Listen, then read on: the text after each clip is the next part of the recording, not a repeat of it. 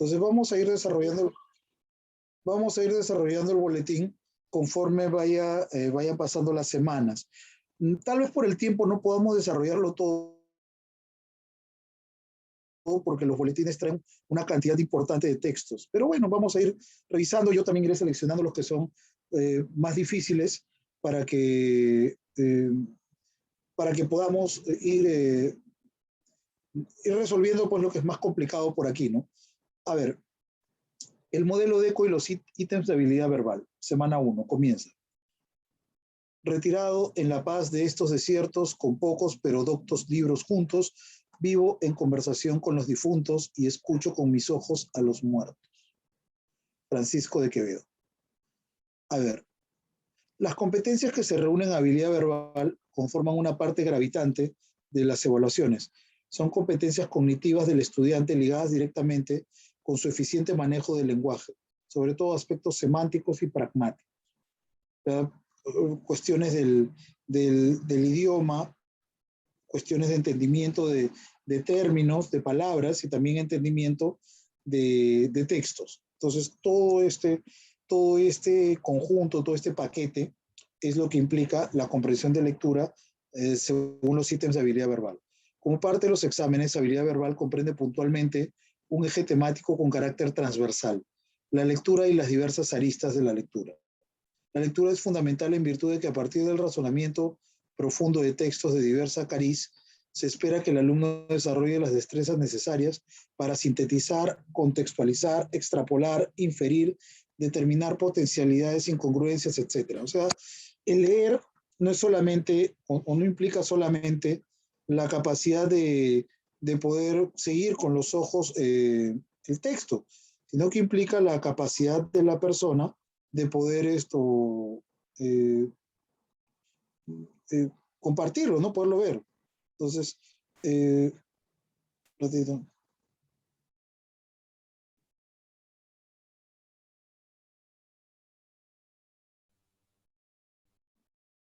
ya les decía, entonces,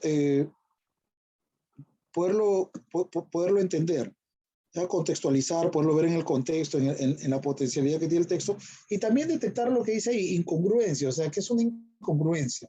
Una incongruencia es un argumento equívoco que no tiene coherencia entre lo que se dice y lo que se hace en el texto. No hay coherencia, ¿no? Falta de congruencia, se llama incongruencia. La estructura de evaluación de la habilidad verbal se sustenta en 3 textos con suficiente carga informativa, densidad conceptual e índole argumentativa. Cada texto comprende 5 preguntas. En total, la evaluación de la comprensión lectora involucra 15 ítems. La modalidad de la asignatura es el taller y en consecuencia se rige por la siguiente secuencia. O sea, vienen 3 textos, ¿ya? Pero de los 3 textos, uno, si no me equivoco, es en lengua extranjera, inglés, y los otros 2 son en lengua castellana. Bueno, son 3 textos hace mucho tiempo. Lo que pasa es que eran 20 preguntas. Antiguamente eran 20 preguntas que se dividía en 3 textos, siempre vino 3 textos, y 3 preguntas de oraciones eliminadas y 2 preguntas de series verbales. Así fue hasta hace años, pero en la modificación que hubo del examen, no recuerdo exactamente si fue en el año 2017 o 18, en el 16 creo que no, parece que no, fuera el 17, creo 18, ahí en esos años se hizo una variante en el examen y se cambió todo, pues, ¿no? Se cambió el examen, se modificó y cambiaron a cuatro alternativas, se cambió a 4 alternativas, pero bueno, las 4 alternativas fue después, pero lo primero que se hizo se cambió a 3 textos. Primero se cambió a 3 textos nada más, se bajó, y todo el examen se ciñó a eso. Luego venía la famosa pregunta en inglés, que el texto era en castellano, pero tenía una frase, una expresión en inglés, y había una pregunta de contextualización de esa frase. Y después, o sea, ha ido variando, ¿no? Y después se le quitó una clave, se quedó con 4 alternativas, y cuando ya surgió este famoso tema de las preguntas de ECO, y se quedó en un texto en inglés, 2 en castellano, y 15 preguntas, 10 en castellano y 5 en inglés. Así es como quedó el tema, ¿no? Eso han sido las variantes por las que ha pasado este curso en el examen de admisión. Hablo de este curso porque es el que yo manejo. Ya los otros cursos también han tenido sus variantes, por eso ya les habré explicado o les explicará cada profesor.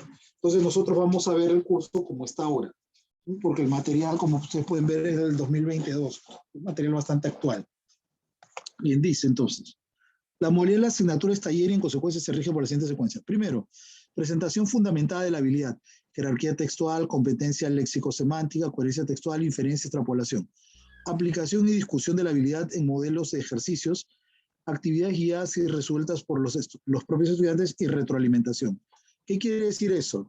Que ustedes tienen que leer también. O sea, no tiene ninguna gracia que yo lea y ustedes escuchen. No tiene ninguna gracia que yo les diga sale la A, sale la B, sale la D. O sea, eso no funciona así. O sea, si yo empiezo a dictarles claves y ustedes comienzan a marcar lo que yo les dicto, pues ahí no están aprendiendo nada, solamente están aprendiendo a marcar lo que yo les dicto. No hay aprendizaje ahí. Entonces lo que dice es que para que haya un verdadero aprendizaje tenemos que resolver juntos. Es decir, leemos juntos, se lee, luego se resuelve, se va mirando por qué puede ser esta clave, por qué no, se va determinando poco a poco. Y a eso se llama retroalimentación, o sea, explicar por qué, ¿no? ¿Por qué? ¿Cuál es el motivo? Como puede deducirse con facilidad de lo anterior, el corazón del taller es la comprensión lectora. Así se incidirá en el desarrollo de operaciones cognitivas esenciales, con miras a potenciar la eficacia en la lectura comprensiva. Se trata de lograr una lectura fidedigna, el criterio de la interpretación plena, para avanzar gradualmente a una lectura trascendente en el norte de la lectura crítica. Pues lo que se intenta es una lectura crítica, pero uno no puede criticar, no puedes hacer lectura crítica, o sea, lectura analítica, inteligente, si es que no has aprendido primero a comprender. Entonces, según lo que explica aquí, las preguntas van a ir complicándose en las semanas, pero lo que la primera semana es fácil no va a ser igual en la última, sino va a ir subiendo la intensidad de las preguntas conforme avancen las semanas. Se va poniendo un poco más difícil. Es la idea, o sea, sí tiene que ser. Apuntando a la lectura crítica, o sea, que la lectura crítica, la capacidad que tenga el alumno de poder determinar una tesis, un argumento, un contraargumento, y todos los elementos que contiene un texto de lectura crítica. Tipología textual DECO. De manera práctica se puede sostener que en los exámenes se consideran textos denominados mixtos. El desarrollo de las proposiciones se complementa con gráficos, tablas, imágenes, caricaturas, textos dialécticos en torno a cuestión de índole polémica. Hay dos posiciones que desarrollan divergencia argumentativa y textos en inglés, nivel básico, en el dominio del idioma extranjero. A ver, ¿cómo es eso? O sea, de los tres textos, uno es un texto mixto, que es un texto continuo y viene acompañado de un texto discontinuo. El texto discontinuo es una infografía, una imagen que trae información, un cartel, una imagen, un panfleto que trae información. Y va acompañado de un texto continuo. Un texto continuo es un texto clásico que está marcado por ideas y las ideas están estructuradas en párrafos. Luego el otro es un texto dialéctico o lo que se llama un texto de diálogo. Son dos interlocutores y cada uno tiene una opinión en torno a un mismo tema. Entonces hay un tema que es en común, que es lo que tienen ambas en común, y lo que se discute es la tesis. Ambas tienen diferentes tesis y por supuesto tienen argumentos cada una para sostener sus tesis. Esto es lectura crítica. Bueno, el otro texto, como dicen, es un texto en inglés que tiene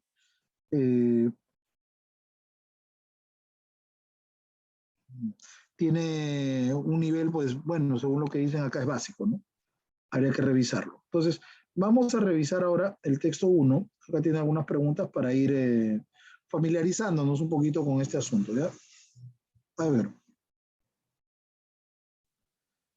Vamos a ver qué dice. La recomendación que yo hago es que los textos se lean 2 veces al comienzo, o sea, nos vayamos acostumbrando a eso, hasta que lo podamos entender con toda claridad y perfección, de tal manera que con una baste. Pero no suele bastar con una al menos al comienzo. Ahora, depende de la dificultad del texto también, porque te van a poner textos de diferente índole. Ahora, cuando cambiaron esta modalidad, porque antes todos los textos eran continuos, todos los textos eran continuos, no ponían discontinuo en San Marcos.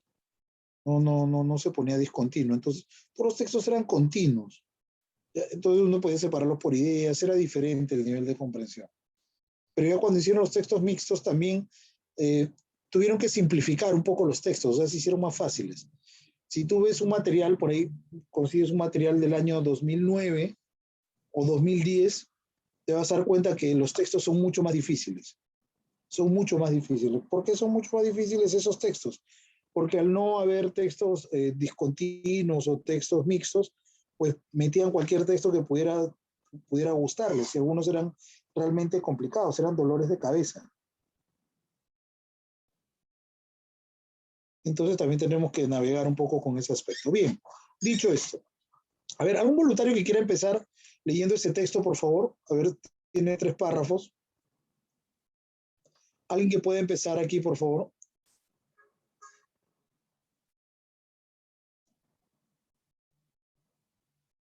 A ver, acá tienen que participar, pues, porque si no participan ustedes y yo voy a hacer todo, no van a aprender nada. O sea, tendría que leer uno de ustedes y después la segunda la leo yo. Porque si no, lo que va a pasar es que se va a leer una vez, lo leo yo y se acabó. Y a sacar las respuestas. ¿No, Yo le nadie? ayudo con la lectura, profesor. Ya, a ver, lea, por favor. Texto 1. Una vez que alguien ha desarrollado un problema severo con el alcohol, las perspectivas de recuperación no son muy halagüeñas. Muchos investigadores han intentado identificar el alcoholismo tan pronto como es posible con la esperanza de intervenir con más éxito. La mayoría de las investigaciones sigue este diseño. Primero, se identifica un grupo de los hijos de padres alcohólicos. Generalmente, los investigadores estudian hijos que están al final de la adolescencia o son veinteañeros y que todavía no son bebedores problemáticos. Debido a la fuerte tendencia familiar del alcoholismo, esperan que muchos de estos jóvenes se vuelvan alcohólicos en el futuro. Estudian hijos de padres alcohólicos en lugar de madres alcohólicas para incrementar la probabilidad de ver influencias genéticas en lugar de prenatales. Los investigadores los comparan con otros jóvenes de la misma edad con hábitos de bebidas similares, pero sin parientes alcohólicos. La idea es que cualquier comportamiento más frecuente en los hijos de los alcohólicos es probablemente un predictor del alcoholismo futuro. Muy bien, entonces dice, una vez que alguien ha desarrollado un problema severo con el alcohol, las perspectivas de recuperación no son muy halagüeñas. Muchos investigadores han intentado identificar el alcoholismo tan pronto como es posible con la esperanza de intervenir, ¿no? Intervenir con más éxito. La mayoría de las investigaciones sigue este diseño. Primero se identifica un grupo de hijos de padres alcohólicos. Generalmente, los investigadores estudian hijos que están al final de la adolescencia o son veinteañeros y que todavía no son bebedores problemáticos. Debido a la fuerte tendencia familiar del alcoholismo, esperan que muchos de estos jóvenes se vuelvan alcohólicos en el futuro. Estudian hijos de padres alcohólicos en lugar de madres alcohólicas para incrementar la probabilidad de ver influencias genéticas en lugar de prenatales. Los investigadores los comparan con otros jóvenes de la misma edad con hábitos de bebidas similares, pero sin parientes alcohólicos. La idea es que cualquier comportamiento más frecuente en los hijos de los alcohólicos es probablemente un predictor de alcoholismo futuro. Pues aquí tenemos un gráfico que lo explica. Hijos de padres alcohólicos. Hombre joven sin parientes alcohólicos. Varios se volverán alcohólicos más tarde, los hijos de padres alcohólicos. En cambio, en el hombre joven sin parientes alcohólicos, poco o ninguno se volverán alcohólicos. Se estudia cada reacción de hombres al alcohol, tanto el de padres alcohólicos como el no alcohólicos. Seguimiento durante años para encontrar qué hombres realmente se vuelven alcohólicos. ¿A cuál de estos grupos?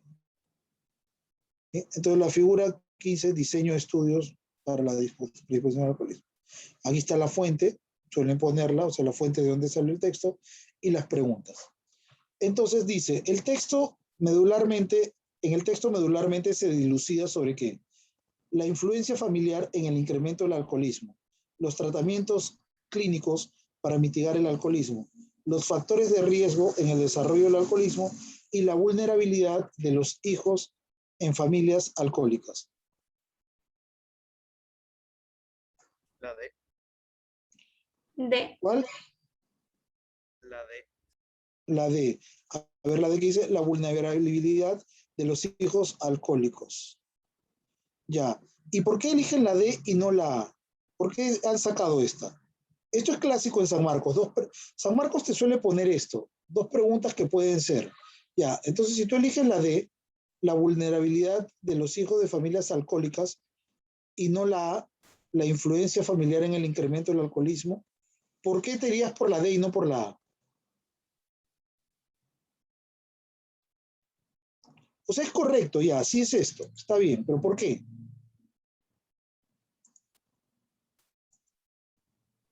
Porque en el texto habla acerca de las familias, en cambio en la A es más general como la sociedad o algo así. Claro, además, no, bueno, sí, pero además, mira la influencia familiar en el incremento. El texto no está hablando del incremento, está hablando del problema, no de cómo se incrementa el alcoholismo, sino del problema. Bien, dos, en el texto la palabra halagüeña o halagüeña. La palabra halagüeña significa, a ver, halagüeña. Una vez que alguien ha desarrollado un problema severo con el alcohol, las perspectivas de recuperación no son muy halagüeñas. No son muy halagüeñas, relevantes, ambiguas, promisorias o irreversibles. ¿Cuál sería la palabra correcta ahí? La D. Muy bien, no son muy promisorias. O sea, no auguran un buen futuro, ¿no? ¿Cuál de los siguientes enunciados guarda incompatibilidad con los datos del gráfico? El entorno familiar alcohólico incrementa el riesgo de alcoholismo en los hijos. Tomar alguna bebida alcohólica no determina el padecimiento del alcoholismo. Los hijos de padres alcohólicos sufrirán de alcoholismo de manera ineluctable. Los jóvenes sin parientes alcohólicos muestran menor proclividad al alcoholismo. ¿Ya? Ahí, ¿cuál sería incompatible con el texto?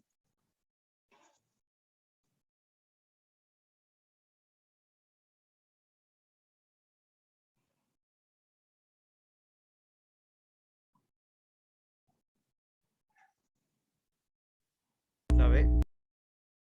Tomar una bebida alcohólica no determinará el padecimiento de alcoholismo. No, pero esa no es esto, no es contradictoria. Eso es cierto, el texto lo dice, ¿no? No es síntoma de alcoholismo que se tome una cerveza. Hay otra que no es. No es la B.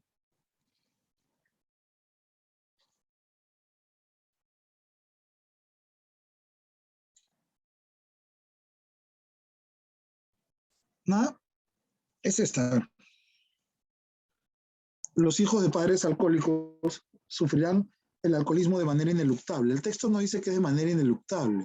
Se volverán alcohólicos, varios se volverán alcohólicos. No todos, varios. Ineluctable todo significa que sin ningún remedio todos se volverán alcohólicos. No, dice varios, no dice todos.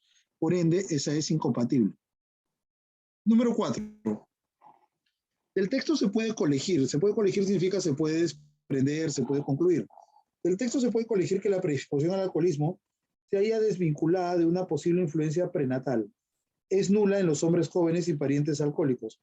Ha sido estudiada con el fin de hacer un recuento histórico. Se estudia con el fin de mejorar la eficacia del tratamiento.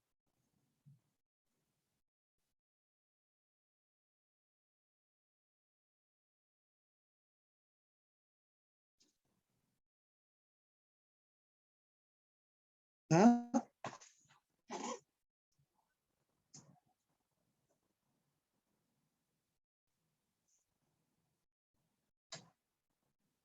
La C. La C, ¿ha sido estudiada con el fin de hacer un recuento histórico? No, no es para hacer un recuento histórico.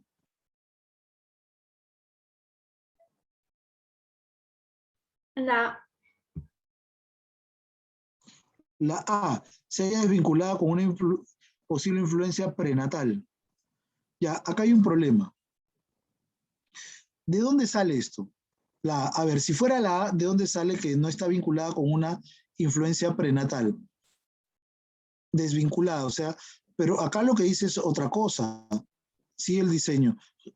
Primero se identifica un grupo, ya, generalmente los investigadores de hijos que están al final de la adolescencia, tendencia familiar del alcoholismo, esperan que muchos de estos jóvenes se vuelvan alcohólicos en el futuro, hijos de padres alcohólicos, genéticas, dice, de ver las influencias genéticas en los prenatales. Entonces, no es estudiada, perdón, no está estudiada o desvinculada de una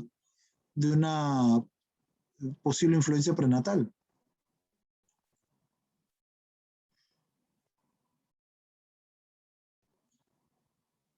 Sería la letra D. Se estudia con el fin de mejorar la eficacia en el tratamiento, claro.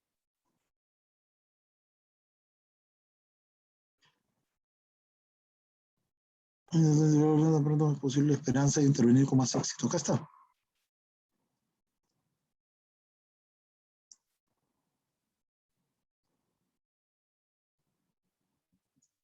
Aquí está. Esta es. Tiene la esperanza de intervenir con más éxito. Por lo tanto, sería la letra D. Número 5. Si los hijos de padres alcohólicos tuvieran los mismos comportamientos que los jóvenes sin parientes alcohólicos, entonces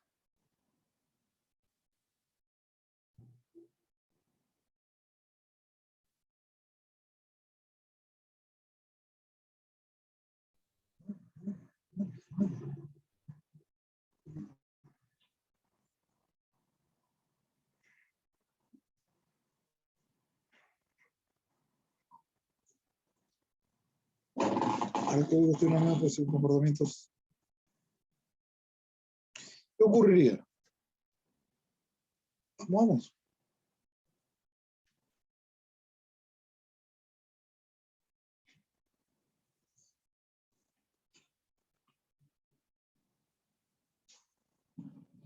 ¿Ah? La C. No se podría identificar cuántos de ellos serán alcohólicos.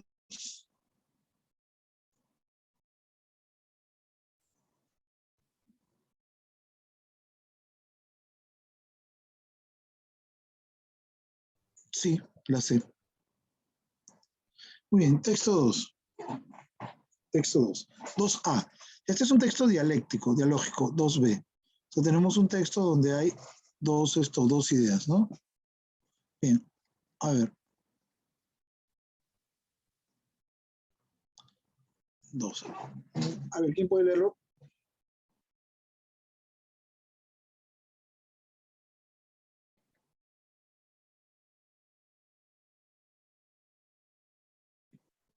Uno para el 2A y uno para el 2B, por favor.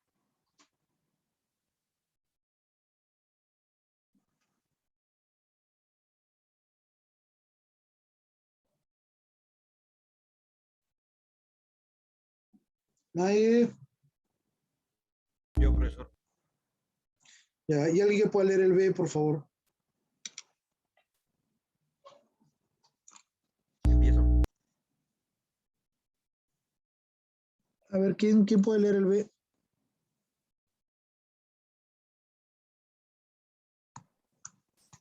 Yo, profesor, yo leo el texto B. Gracias. Vamos. Texto 2A. Claro que es una aberración retirar del catálogo de HBO lo que el viento se llevó, por ser una película que estereotipa los prejuicios y prototipos raciales, porque la cultura es hija de su tiempo. Es un error pseudo-intelectual juzgar con ojos inquisitoriales obras de un pasado que se desarrollaron en un momento diferente al actual, porque es imposible comprender la historia y cultura sin el contexto. Puede que incómodo para nuestra comprender, puede que incómodo para nuestra construcción cultural en el que se desarrollaron. Espero que la obra cumbre del cine mudo norteamericano, El nacimiento de una nación, de David W. Griffith, no esté en el catálogo de HBO porque le va a dar un ictus cuando la revisen. Ahora bien, incidir en las reducciones al absurdo y en las ridículas decisiones de una empresa hacia la legítima muestra de hartazgo e ira del colectivo negro por unas representaciones culturales que le lleva décadas denomizando Es propio del privilegio blanco centrarse en guerras culturales mientras se evade el problema de fondo tiene consecuencias concretas y materiales en la vida de la gente que sufre ese racismo. Existe una relación directa entre la importancia que los detractores de lo que ellos llaman lo que ellos llaman, a ver, continúa por favor, políticamente. políticamente correcto han dado a la retirada de Scarlett O'Hara de un catálogo filmográfico y el video de la muerte de Ilyas Tahiri en el Centro de Menores de Tierras de Oria. La importancia de estos temas en la agencia pública marca la urgencia con la que se produce la resolución. Ya, la resolución. Texto 2b. ¿Continúa, profesor? Sí, sí. Como cineasta, entiendo que las películas a menudo son instantáneas de momentos de la historia. Reflejan no solo las actitudes y opiniones de los involucrados en su creación, sino también las de la cultura imperante. Como tal, incluso las películas mejor intencionadas pueden quedarse cortas en la forma en que se presentan a las comunidades marginadas. Lo que el viento se llevó, sin embargo, es un problema único. No se limita a quedarse corto con respecto a la representación. Es una película que glorifica al sur anterior a la guerra. Es una película que cuando no ignora los horrores de la esclavitud, se detiene solo para perpetuar alguno de los estereotipos más dolorosos de las personas de color. Es una película que, como parte de la narrativa de la causa perdida, romantiza a la Confederación de una manera que sigue dando legitimidad a la noción de que el movimiento secesionista era algo más, o mejor, o más noble de lo que era. Una insurrección sangrienta para mantener el derecho a poseer, vender y comprar seres humanos.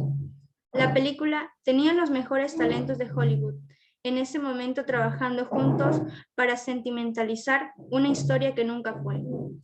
Y sigue dando cobertura a quienes afirman falsamente que aferrarse a la iconografía de la era de las plantaciones es una cuestión de herencia, no de odio.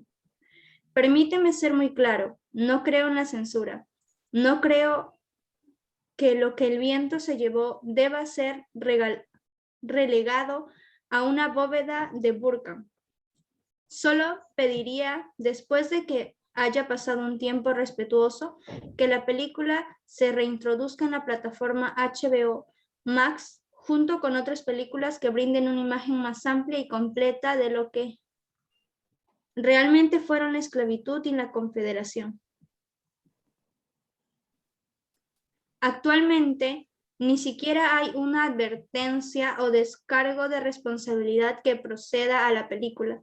Sé que retirar una película, en particular una película clásica de Hollywood, parece una gran solicitud, pero no es una demanda tan grande como cuando sus hijos preguntan si pueden unirse a las protestas de la calle contra la intolerancia racial o cuando acuden a usted para saber qué hizo para hacer del mundo un lugar mejor.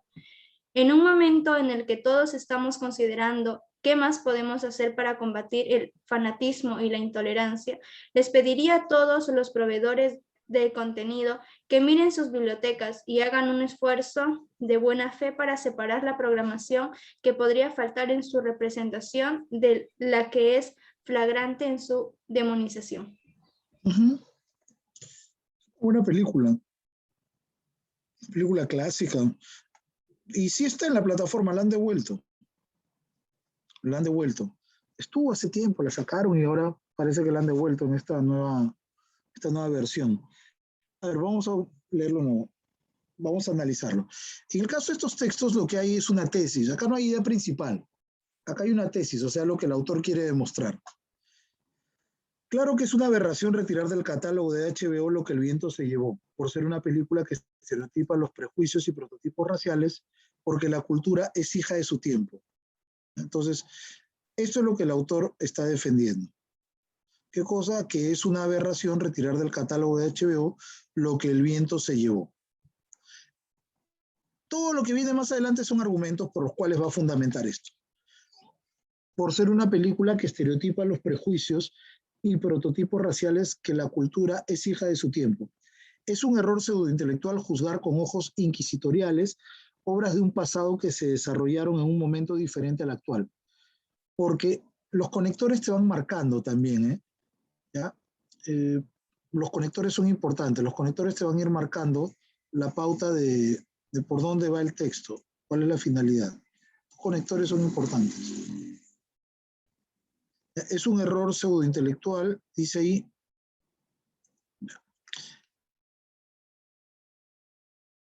Es un error pseudointelectual juzgar con ojos inquisitoriales, obras de un pasado que se desarrolló en un momento diferente al actual. Porque es imposible comprender la historia y la cultura sin el contexto, puede que incómodo para nuestra construcción cultural, en el que se desarrollaron. Espero que la obra cumbre del cine mudo norteamericano, El nacimiento de una nación de David Griffith, no esté en el catálogo de HBO, porque les va a dar un ictus cuando la revisen. Ahora bien, incidir en las reducciones al absurdo y en las ridículas decisiones de una empresa hacia la legítima muestra de hartazgo e ira al colectivo negro por unas representaciones culturales que le lleva décadas demonizando es propio del privilegio blanco. Centrarse en guerras culturales mientras se evade el problema de fondo tiene consecuencias concretas y materiales en la vida de la gente que sufre ese racismo. Existe una relación directa entre la importancia que los detractores de lo que ellos llaman políticamente correcto han dado a la retirada de Scarlett O'Hara de un catálogo filmográfico y el video de la muerte de Isaías Tahiri en el Centro de Menores de Tierras de Orient. La importancia de los temas en la agenda pública marca la urgencia a la que se produce su resolución. Antonio Mestre, ¿no? Llanto por la muerte de un HBO racista. Ahora viene la otra opinión. Como cineasta entiendo que las películas a menudo son instantáneas de momentos de la historia.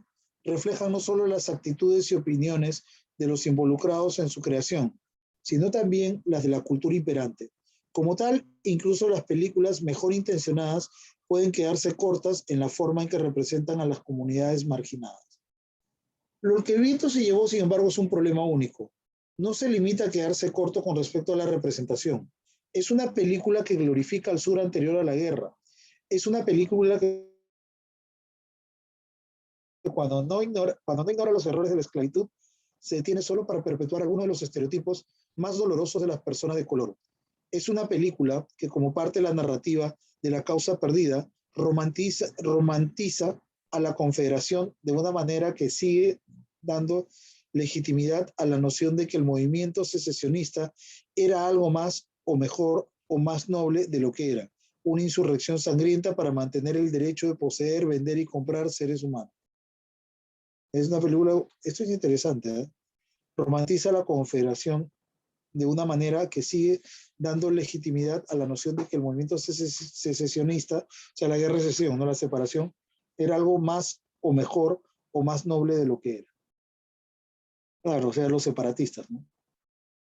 La película tenía los mejores talentos de Hollywood en ese momento, trabajando juntos para sentimentalizar la historia que nunca fue, y sigue dando cobertura a quienes afirman falsamente que aferrarse a la iconografía de la era de las plantaciones es una cuestión de herencia y no de odio. Permíteme ser muy claro, no creo en la censura. No creo que lo que el viento se llevó deba ser relegada a una bóveda de Burbank. Solo pediría, después de que haya pasado un tiempo respetuoso, que la película se reintroduzca en la plataforma HBO Max, junto con otras películas que brinden una imagen más amplia y completa de lo que realmente fueron la esclavitud y la confederación. Actualmente ni siquiera hay una advertencia o descargo de responsabilidad que preceda la película. O sea, no hay nada antes, ¿no? que advierta, no. Sé que retirar una película, en particular una película clásica de Hollywood, parece una gran solicitud, pero no es una demanda tan grande como cuando sus hijos preguntan si pueden unirse a las protestas en las calles contra la intolerancia racial, o cuando acuden ustedes para saber qué hizo para hacer del mundo un lugar mejor. en un momento en el que todos estamos considerando qué más podemos hacer para combatir el fanatismo y la intolerancia, les pediría a todos los proveedores de contenido que miren sus bibliotecas y hagan un esfuerzo de buena fe para separar la programación que podría faltar en su representación de flagrante en su demonización. Interesante, ¿eh? No son tan opuestos como parece, tienen aspectos comunes ambos. Hay aspectos en común entre ambos, ¿eh? A ver, la controversia que se establece entre ambos sexos es si, que se establece entre ambos textos, perdón, estriba en sí ambos sexos, guerra sexual. La controversia que se establece entre ambos textos estriba en sí lo que el viento se llevó es susceptible de interpretaciones políticas. Debe establecerse una censura rígida contra los productos culturales. Lo que el viento se llevó expresa los valores filosóficos de una raza. Es conveniente la restricción a la exhibición de lo que el viento se llevó. ¿En qué no están de acuerdo?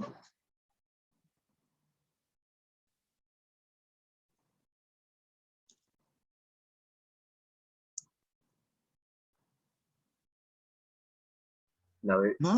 La D. ¿Cuál? La B. La B. Debe establecerse una censura rígida contra los productos culturales.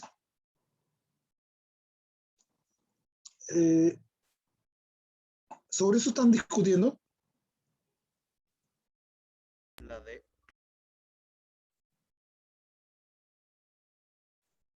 Es conveniente la restricción a la exhibición. La A, perdón. Sí, la A. Esta. Sí, es esta. Claro, raciales, políticas. Él lo menciona. En el texto la palabra aberración implica... ¿Cuál?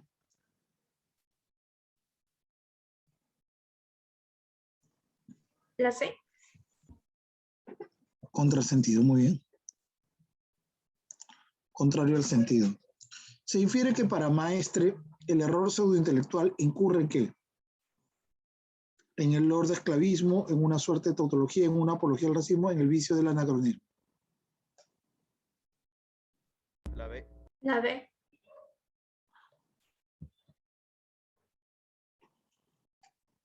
A ver.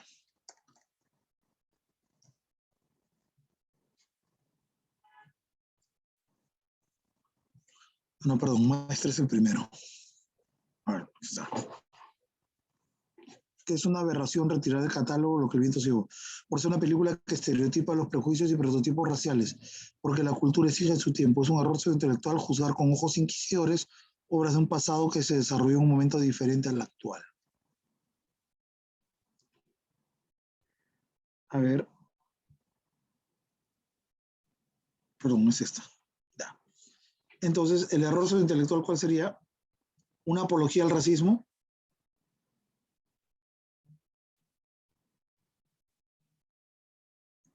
¿Mm? ¿Seguros? ¿No sería esta?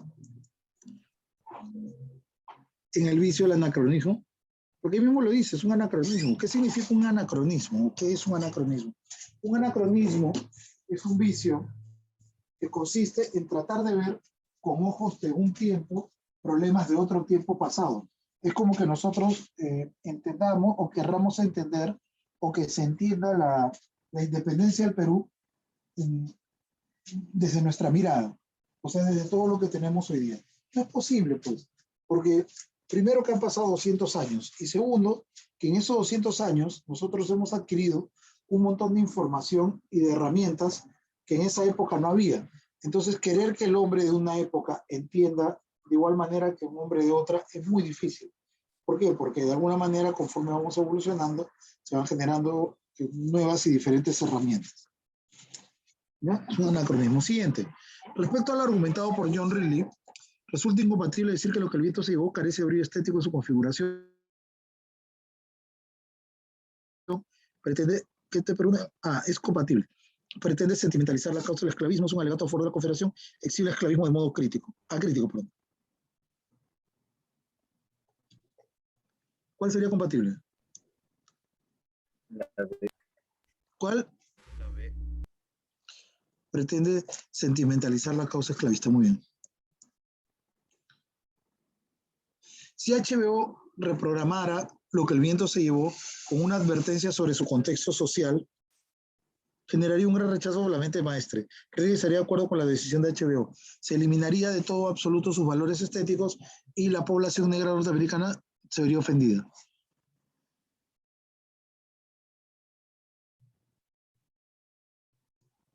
¿Mm?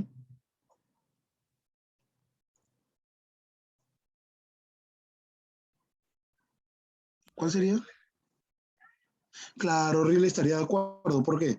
Porque Ridley lo que dice es que justamente hay que determinarla. ¿Ya? A ver, siguiente texto. El siguiente texto es un texto en inglés. Ahí, pero en este caso, lo que va, no sé cómo se estará manejando esto. Esto sí, déjenme hablarlo hoy día con el profesor Rafael, cómo están manejando esto. Si es que esta parte la voy a hacer yo o la va a hacer alguna persona que les va a enseñar inglés, ¿cómo va a ser esto? Ya, esto sí quiero saber cómo lo van a manejar. Primero que me lo digan y según lo que me diga él, cómo van a manejar esto, ya se verá, ¿no? Si los desarrollo yo o no, porque yo no soy profesor de inglés. O sea, el idioma lo conozco porque he tenido que estudiarlo en la universidad para poder terminar, pero yo no soy profesor de inglés. ¿A qué me refiero? Que yo no sé enseñar inglés. Yo puedo leer en inglés, puedo entender en inglés, puedo descifrar lo que dice el texto sin ningún problema, pero yo no soy profesor de inglés, o sea, yo no sé enseñar inglés. Eso es otra cosa, ¿no? O sea, ser profesor de inglés, eso no, yo no sé enseñar inglés, entonces. Mi enseñanza en este caso sería un poco limitada, porque tendría que leer el texto, decirles más o menos qué dice, y según esto decirles más o menos qué dice acá, y con eso ir sacándole las claves. Entonces voy a preguntarle bien al profesor Rafael cómo va a hacer esto, ya según lo que me diga y vemos, ¿no? Vamos a dejarlo por ahora. Además, esta práctica no la vamos a acabar de ninguna manera, ¿no? Vamos a ir avanzando lo que se pueda. Vamos avanzando primero lo que está en castellano, y según lo que me diga ya veremos qué se hace. A ver, siguiente texto. Ya, puede ser este. A ver, ya, pero este no tiene infografía. Pero bueno, vamos dándole. Ahí vamos dándole. Es un texto psicológico, es de Goleman. Es un texto psicológico. No creo que sea muy difícil, es de Goleman. Vamos a leerlo. A ver, ¿alguien quiera leerlo, por favor? Puede ser uno solo, si quieren, no habría problema. De corrido más uno solo para que se le eche todo el texto. Vamos. A ver, uno que lo quiera leer, por favor. Vamos, muchachos, ánimo. ¿Quién que lo puede leer? Vamos. Porque si lo leo yo, se va una vez nomás, ¿ah? Si quieren lo leo yo nomás, pero yo sí una vez nomás, yo no lo voy a leer dos veces. Le damos una nomás. A ver, dice, consideremos los últimos momentos de las vidas de Gary y Mary Jane Chauncey, un matrimonio completamente entregado a Andrea, su hija de 11 años, a quien una parálisis cerebral terminó confinando a una silla de ruedas. Los Chauncey viajaban en el tren anfibio que se precipitó a un río de la región pantanosa de Luisiana después de que una barcaza chocara contra el puente del ferrocarril y lo semidestruyera.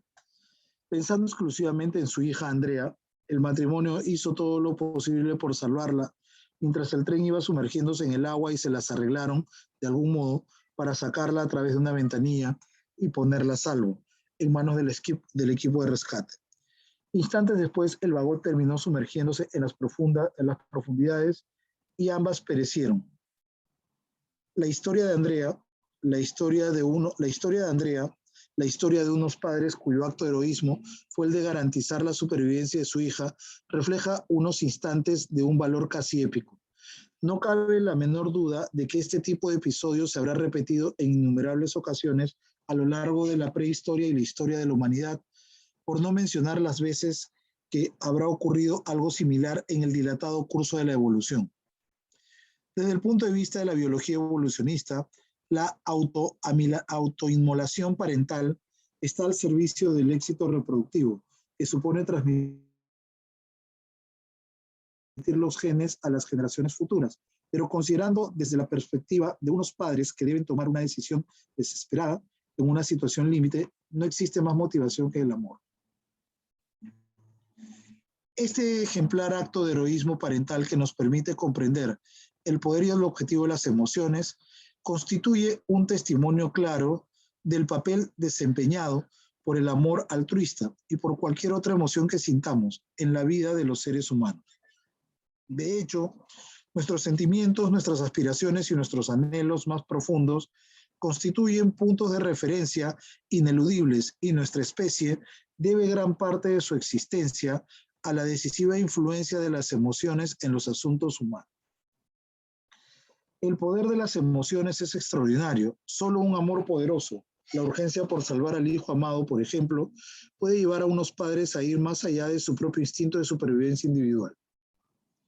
Desde el punto de vista del intelecto, se trata de un sacrificio indiscutiblemente irracional, pero visto desde el corazón, constituye la única elección posible.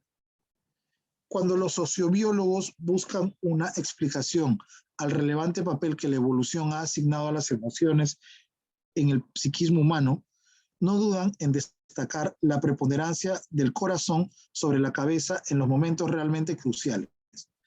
Son las emociones, afirman, las que nos permiten afrontar situaciones demasiado difíciles. El riesgo, las pérdidas irreparables, la persistencia en el logro de un objetivo, a pesar de las frustraciones, la relación de pareja, la creación de una familia, etcétera, como para ser resueltas exclusivamente con el intelecto. Cada emoción nos predispone de un modo diferente a la acción. Cada una de ellas nos señala una dirección que en el pasado permitió resolver adecuadamente los innumerables desafíos a que se ha visto sometida la existencia humana. En este sentido, nuestro bagaje emocional tiene un extraordinario valor de supervivencia. Esta importancia se ve confirmada por el hecho de que las emociones han terminado integrándose en el sistema nervioso en forma de tendencias innatas y automáticas de nuestro corazón. Cualquier concepción de la naturaleza humana que soslaye el poder de las emociones pecará de una lamentable miopía. De hecho, a la luz de las recientes pruebas que nos ofrece la ciencia sobre el papel desempeñado por las emociones en nuestra vida, hasta el mismo término Homo sapiens, la especie pensante, resulta un tanto equívoco. Todos sabemos por experiencia propia que nuestras decisiones y nuestras acciones dependen tanto y a veces más de nuestros sentimientos como de nuestros pensamientos. Hemos sobrevalorado la importancia de los aspectos puramente racionales, de todo lo que mide el coeficiente intelectual para la existencia humana, pero para bien o para mal, en aquellos momentos en que nos vemos arrastrados por las emociones, nuestra inteligencia se ve francamente desbordada. A ver, en la expresión amor altruista, la palabra altruista está en posición semántica, en oposición semántica con la idea de amor centrado en La C.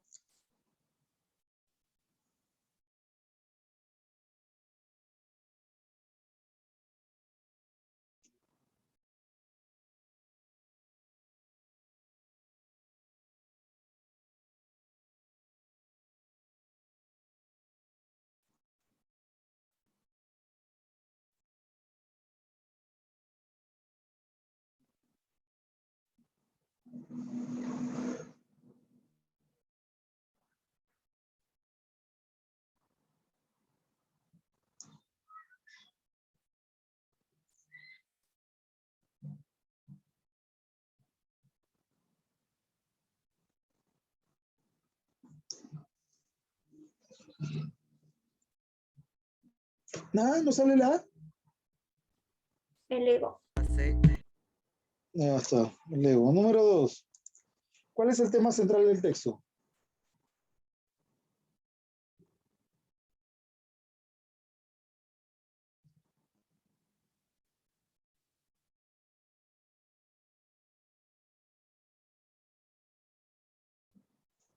La C. Ya. Número 3. Si una concepción de la naturaleza humana dejara de lado el factor de las emociones,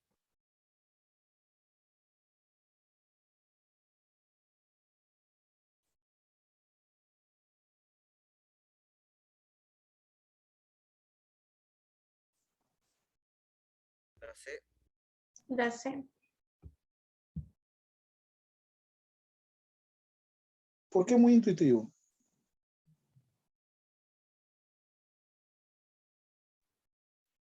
El factor de las emociones, Dani, vuelve a calificar un enfoque muy intuitivo, no, está mal.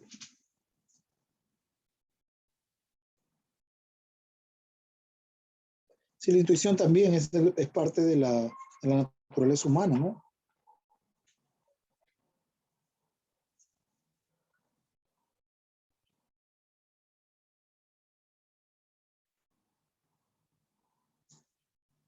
La B. La A.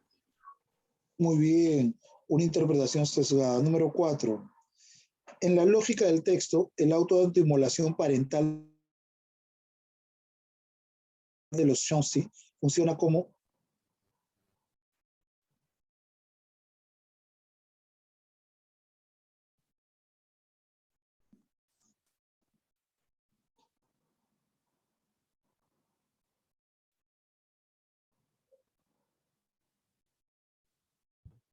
La A.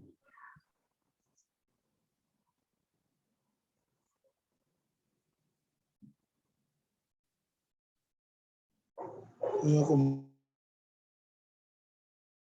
la tesis principal.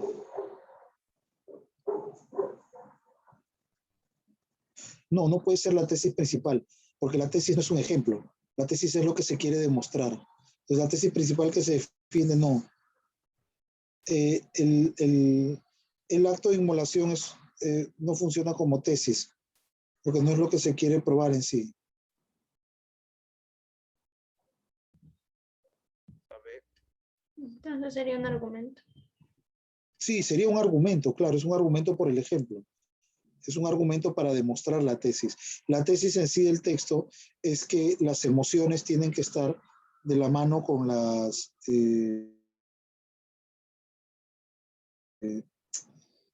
con la naturaleza humana. O sea, querer separar el estudio de ambas es absurdo para el autor del texto. Entonces, lo que sería esa tesis, ese ejemplo sería un argumento. O sea, el ejemplo sí puede ser un argumento, pero no puede ser una tesis. Pero un argumento sí puede ser el ejemplo, ¿eh?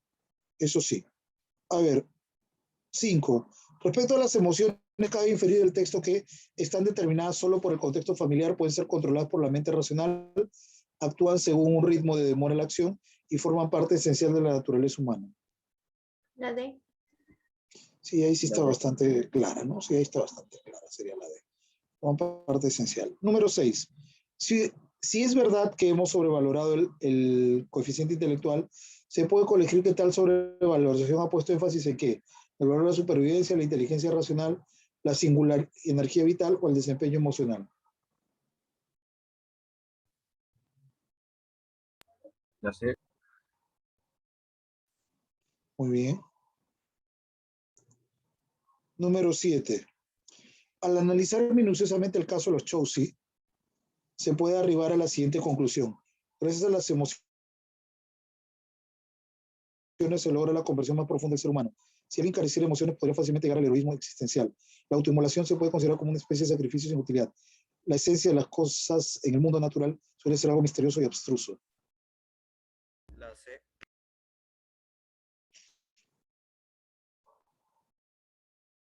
No, porque sí tuvo utilidad el sacrificio de los Chomsky, según el texto. La utilidad que tuvo el sacrificio de Chomsky fue que su hija sobrevivió.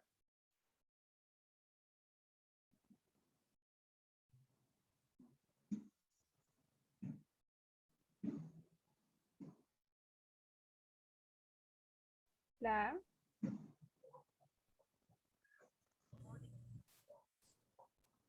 Uh-huh.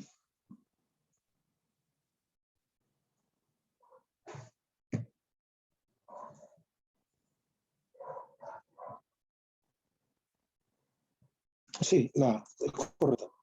Muy bien, perfecto. Texto 2. Texto 2 es corto y tiene una infografía para comparar. La pérdida del hábitat es una gran amenaza para la biodiversidad. ¿Alguien quiere leer el texto 2? ¿Algún voluntario?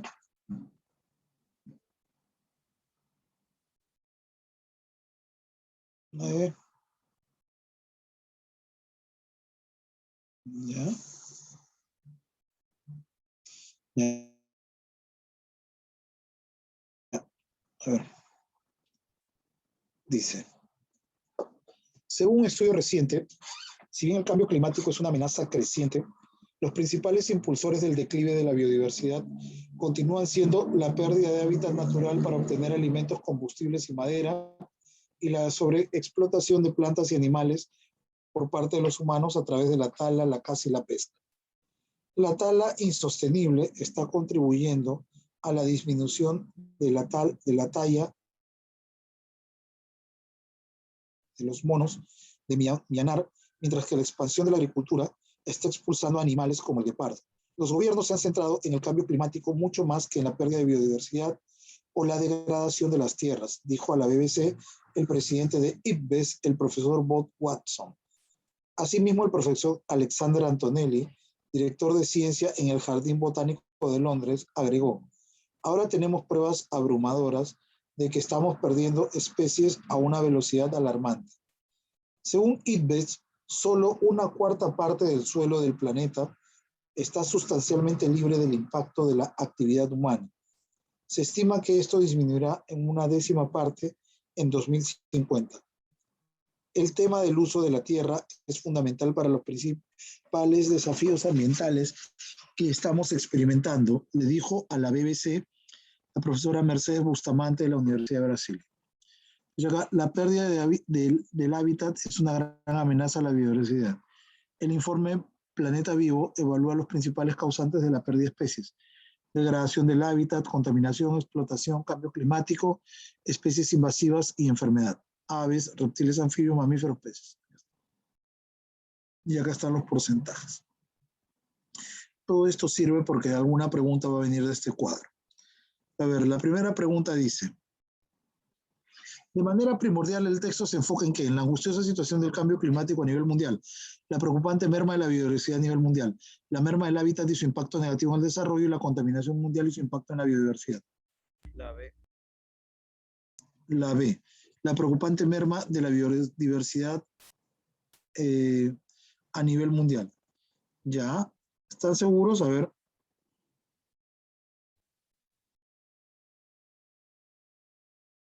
¿Están seguros? Porque la idea principal, que es la primera, no va tanto por ahí, ¿eh? O sea, sí, pero no es todo. Hay una que es mejor, que es más amplia. La C me dicen, la merma en el hábitat y su impacto negativo. No, sería esta. La contaminación mundial y su impacto en la biodiversidad. Aquí está. Según un estudio reciente, si bien el cambio climático es una amenaza creciente, o sea, los principales impulsores del declive de la biodiversidad continúan siendo la pérdida del hábitat natural. Entonces aquí estamos, la contaminación mundial y su impacto en la biodiversidad, o sea, cómo ha impactado eso en la biodiversidad. La preocupante merma de la biodiversidad a nivel mundial sí va, pero esta la amplía, o sea, la explica mejor. A ver, ¿sí alguna pregunta? Disculpen, ¿hay alguna pregunta por ahí? Me parece que prendió su micrófono. ¿No duda? ¿No? Ya. Número 2. Si ahí me avisan, ¿ah? 2.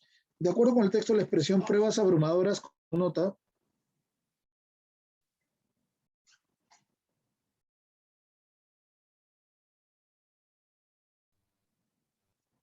La C. La C, refutación. No.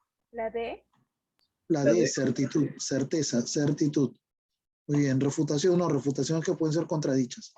Es incompatible con el texto afirmar que el declive de la biodiversidad, incompatible, o sea, está en contra del texto, que el declive de la biodiversidad se esté manifestando de manera muy lenta, se vincule parcialmente con el cambio climático, esté ligado a la sobreexplotación de recursos, es un problema postergado por los gobiernos. Entonces, ¿cuál sería incompatible acerca del declive de la biodiversidad?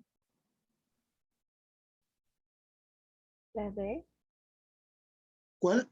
La Es un problema postergado por los gobiernos, ¿no? Se esté manifestando de manera muy lenta. Sí, pues esto es incompatible, porque se dan cuenta que en el texto lo que te dice es que va muy rápido. Al contrario, ¿no? Uh-huh.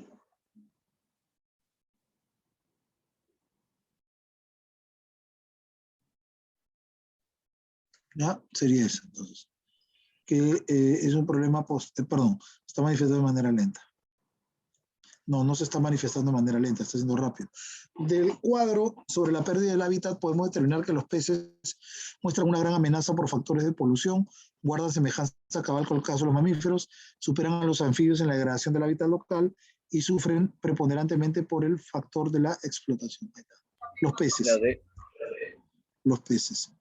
La D, a ver qué dice la D. La D dice, sufren preponderantemente por el factor de la explotación. A ver. Chequear. Sufren preponderantemente por la explotación. Los peces.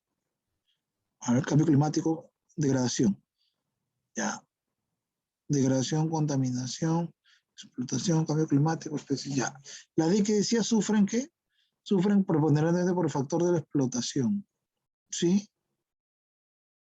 Desde acá. Preponderantemente, o sea, principalmente. Pero no parece ser preponderantemente.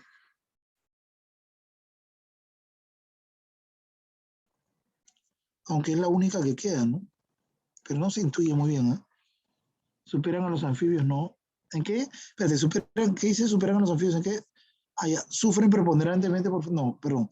Muestran una gran amenaza al factor de polución, guardan semejanza con el canal de los mamíferos, superan a los anfibios en la degradación del hábitat local. A ver, degradación del hábitat local. No lo superan. Los anfibios tienen más. No sería. Sufren preponderantemente por factor de explotación. No sé preponderantemente, muestran un afecto. Ya.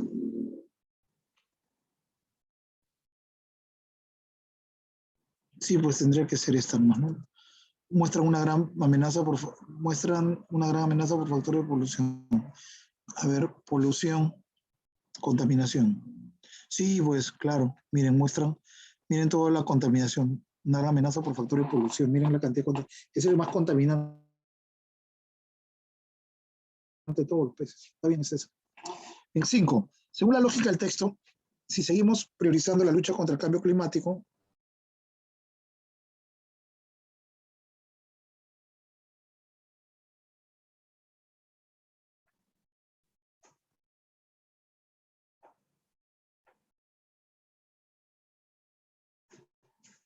La D. ¿cuál? La D. El problema de la diversidad todavía sería un preocupante.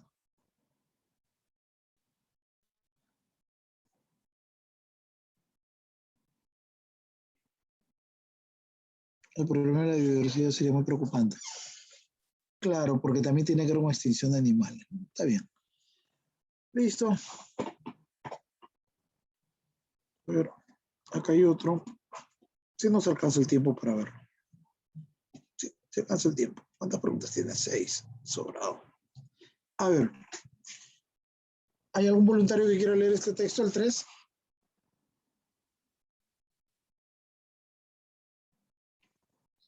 ¿Nadie?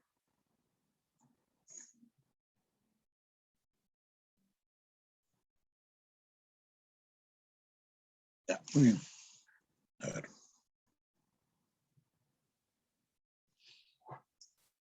Dice. Los virus del sensacionalismo impregnan ahora toda la atmósfera que respiran los diarios británicos, y ni siquiera los que pasan por sobrios y serios, The Times, The Daily Telegraph, The Independent, The Guardian, están inmunizados contra ellos. Es cierto que en las páginas de estos últimos prevalecen los asuntos importantes y que en ellos se leen todavía enjundiosos artículos, debates de ideas y ensayos sobre ciencia, letras y artes.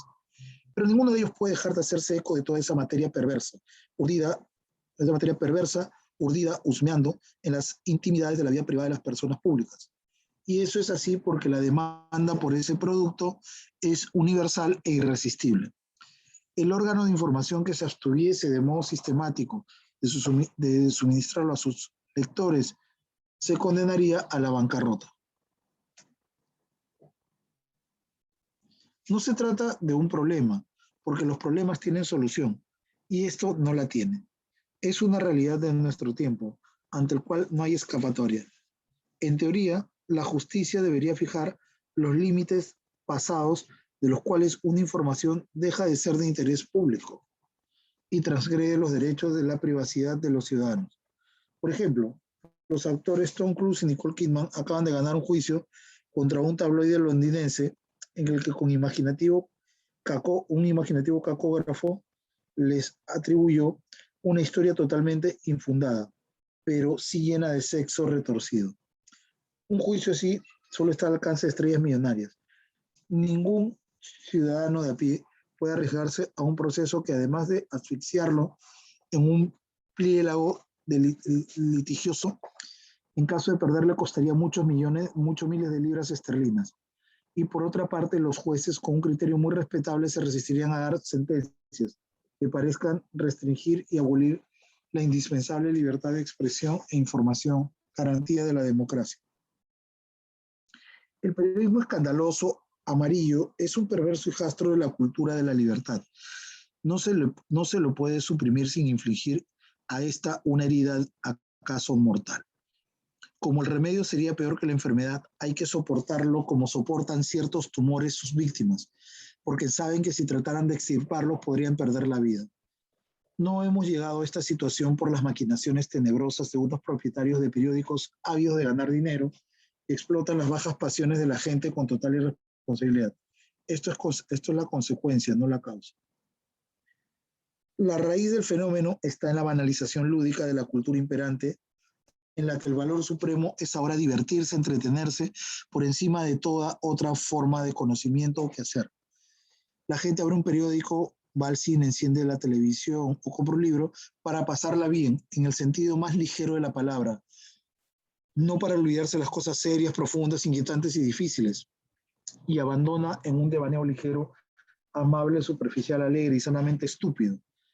Y hay algo más divertido que espiar la intimidad del prójimo, sorprender al vecino en calzoncillos, averiguar los descarríos de fulana, comprobar el chapoteo en el lodo de quienes paseaban por respetables y modélicos, quienes pasaban por respetables modélicos.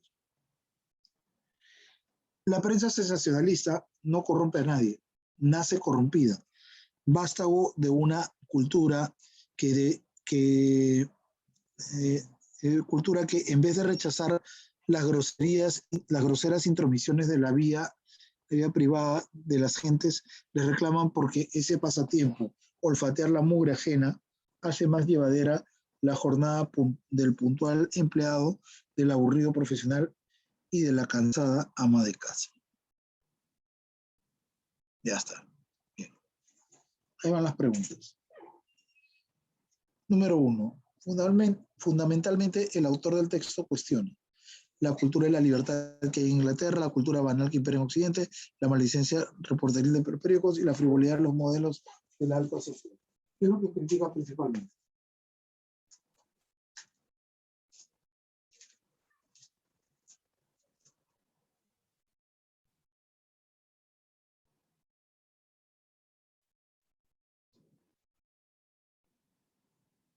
La D.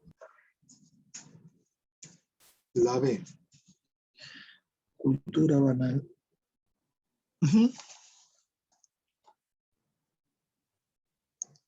Número 2.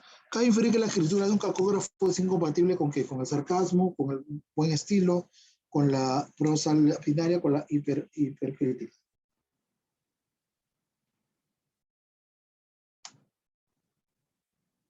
Menciona el término cacógrafo. La D.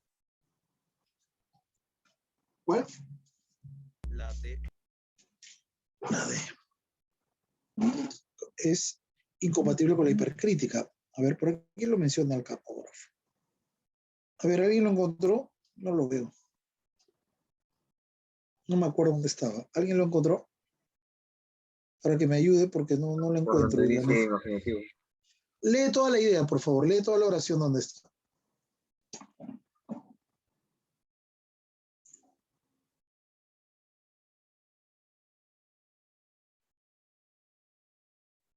¿No la tienes? De tu boletín. A ver, si no, dime dónde está. A ver, ¿dónde está? ¿Dónde está? ¿Dónde lo encontraste?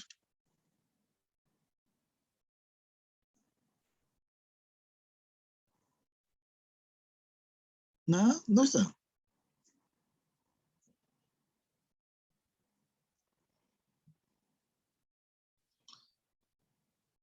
No, nadie lo encontró. Cacógrafo.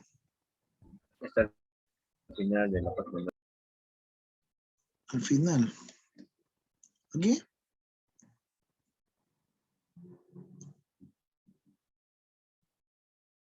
¿Aquí está o no? ¿Dónde es?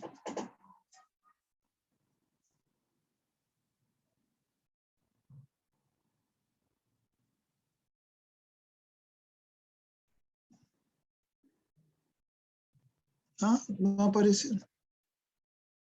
Profe, está al final de la página 9. Ya, pero léala, por favor. Por eso le estoy diciendo, léala.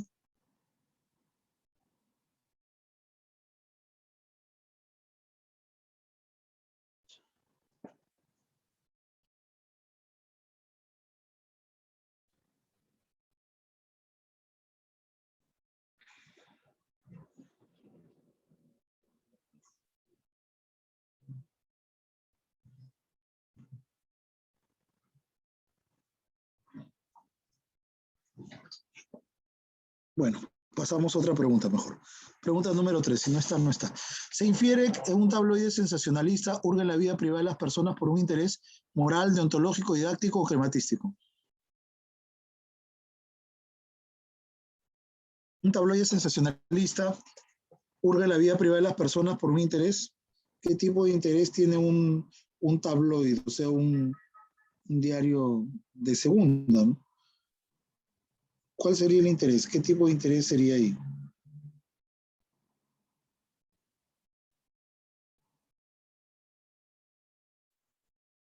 ¿No? La D. Crematístico, muy bien, por el dinero. Sí. 4. 4. Si alguien iniciara una cruzada contra la prensa amarilla, el autor se mostraría.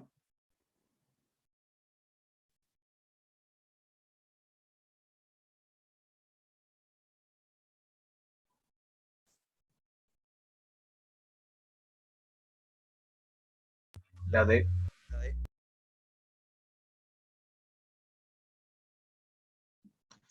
La de optimista. No más que optimista, favorable. Estaría a favor de eso, porque considera que es una aberración. Se infiere del texto que un periodista amarillo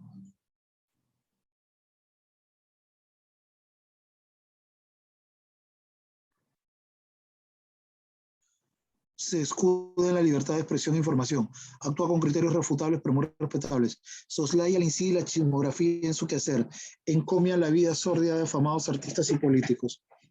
Entonces, se infiere el texto de un periodista amarillo, La C. a ver, soslaya la insidia y la chismografía en su quehacer. No, soslayar significa dejarla de lado, no, si es un periodista de tabloides.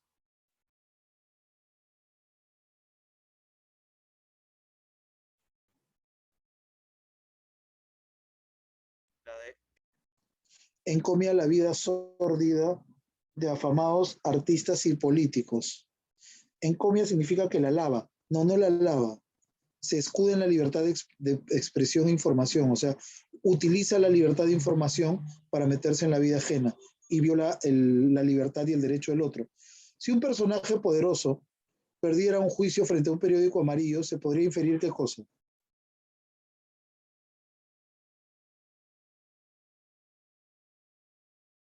Si un personaje famoso, dice ahí, perdiera un juicio frente a un periodista amarillo, se podría inferir que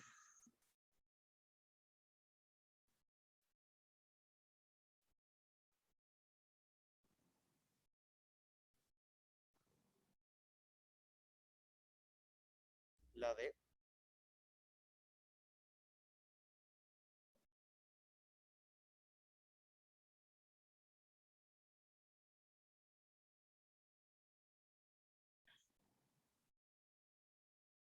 sí, la de los fundamentos de la sentencia habrían basado sobre el derecho a la libertad de expresión e información, claro, porque bajo este escudo es que se cometen esos errores. Muy bien, bueno, hemos terminado, quedaría ese texto en inglés ahí. Ah, miren, acá ponen una traducción del texto. Qué interesante. Bueno, ahí está, y de ahí quedarían algunos textos de estos. Habría que ver qué, y ahí sería, prácticamente se ha terminado todo, ¿eh? ¿Sí? ¿Cómo? ¿Sí? ¿Alguna pregunta? Ya me tocó una hora más, 5 o 6. Ah. ¿Cómo pongo play? A ver. Monitor Play. Ahí está. Creo que alguien tiene el micrófono encendido. No es compatible. Eh, No, pero no. Luis de las Casas, creo que tu micrófono está encendido. Has dejado tu micrófono encendido, sí, me parece, ¿ves? Ya, muy bien. Listo. Entonces nos vemos la próxima semana. Que les vaya bien y hasta el próximo viernes. Chao. Chao, profe. Chao, profesor. Chao.